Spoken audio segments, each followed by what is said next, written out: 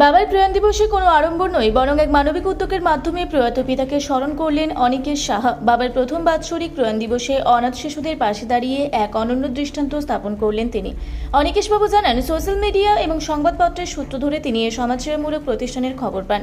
এরপরে তিনি সিদ্ধান্ত নেন আড়ম্বরপূর্ণ অনুষ্ঠানের বদলে এই শিশুদের সঙ্গে কিছুটা সময় কাটাবেন এবং তাদের মুখে হাসি ফোটাবেন।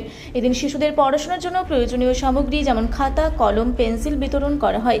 পাশাপাশি বিকেলে তাদের জন্য সান্ধ্যকালীন টিফিনেরও বিশেষ ব্যবস্থা করা হয়েছিল।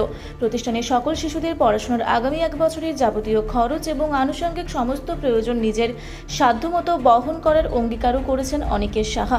সংবাদ মাধ্যমের সামনে নিজের অনুভূতি প্রকাশ করতে গিয়ে অনিকেশবাবু বলেন, বাবা তো আর কোনোদিন ফিরে আসবেন না, তাই তার স্মরণে এই ধরনের সামাজিক কাজ করতে পেরে মানসিক শান্তি পাচ্ছি।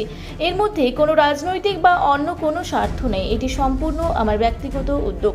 একই সঙ্গে তিনি সমাজের অন্যান্য সব বিত্তবান ও ইচ্ছুক মানুষদের উদ্দেশ্যে আহ্বান জানিয়ে বলেন, বিভিন্ন বিশেষ অনুষ্ঠানে যদি সকলেই এগিয়ে এসে শিশুদের সঙ্গে সময় কাটান এবং সামান্য আনন্দ ভাগ করে নেন, তবে এই শিশুরা অনেক খুশি হবে এবং সমাজেরও কল্যাণ হবে। পাশাপাশি নতুন উপহার ও খবর পেয়ে আনন্দ মেতে ওঠেন একাডেমির কচিকাচারা। এই উদ্যোগের বিষয়ে একাডেমির হাউস মাদার জানান, অনিকেশ সাহার এই সহায়তা শিশুদের অত্যন্ত উৎসাহিত করেছে এবং তারা সবাই ভীষণ খুশি। অনিকেশ সাহাকে আন্তরিক ধন্যবাদ জানানোর পাশাপাশি তিনি তার প্রয়াত বাবার আত্মার চিরশান্তি কামনা করেন।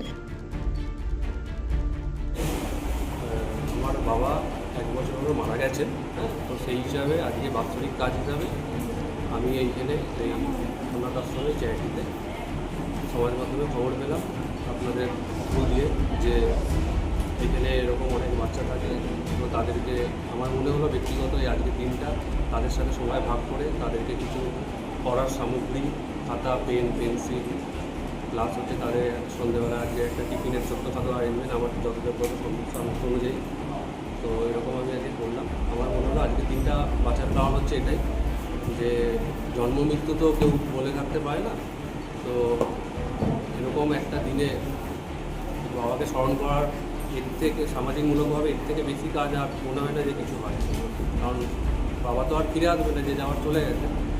তাই তার এরকম মৃত্যুবার্ষিকীতে কোনো এরকম সামাজিকমূলক কাজ করে তাদের পাশে যে থাকতে পারছি, এটাই চেষ্টা। আর আমি এনাদের সাথে কথা বলেও এনাদের 1 বছরের যাবতীয় যা খাতাপত্র যা লাগবে সেগুলো আমি ওনাদেরকে প্রোভাইড করবো আমার যতটুকু সামর্থ্য।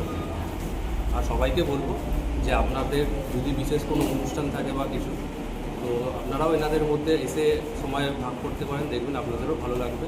আর এনারাও একটু একদিনে হলেও একটু আনন্দ পাবে, সবার মধ্যে মানে একটা সবার ভালোবাসা। তাই করি বলতে দেখুন এর মধ্যেই চলে যায়। অ্যাকচুয়ালি আমরা তো এটা সম্পূর্ণ নিজস্বভাবে করি, আর এর আগেও প্রচুর করেছি সামাজিকমূলক কাজ। তো যখন মনে হয় যে এটা আমার ব্যক্তিগত আমার ভালো লাগে সামাজিকমূলক কাজ করতে, যে কোনো আপনি এর আগেও অনেক ফুটেজ দেখতে পারবেন আমাদের রোড সাইডে ট্রাফিক পুলিশদের নিয়ে বা এরকম আরও অনেক কিছু, তো সেইগুলো আমার ভালো লাগে। একান্ত ব্যক্তিগতভাবে আমি করি, কোনো এর সাথে কোনো রাজনৈতিক বা কোনো অন্য কোনো কিছু যোগাযোগ নেই, এটা একান্ত আমার একটা ব্যক্তিগত বিষয়। আপনার নাম? আমার নাম অনিকেশ সাহা। এই আবাসিক ভবনের নাম হচ্ছে বর্তমান ব্লাইন্ড একাডেমি। আমি এখানকার house mother.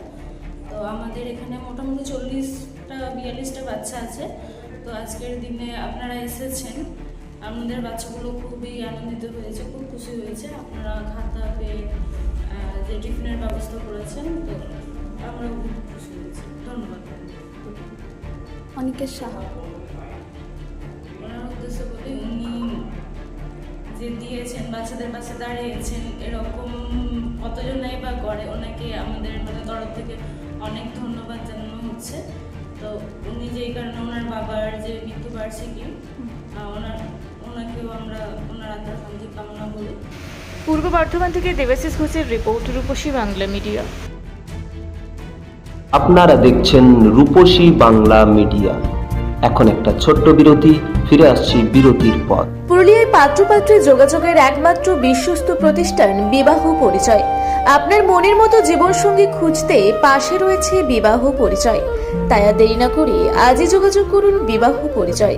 Municipality commercial complex, 2nd floor, Chaibasa road, opposite PWD office, Purulia. Mobile নম্বর 9232440272। ফিরে এলাম বিরতির পর। আপনারা দেখছেন রূপসী বাংলা মিডিয়া।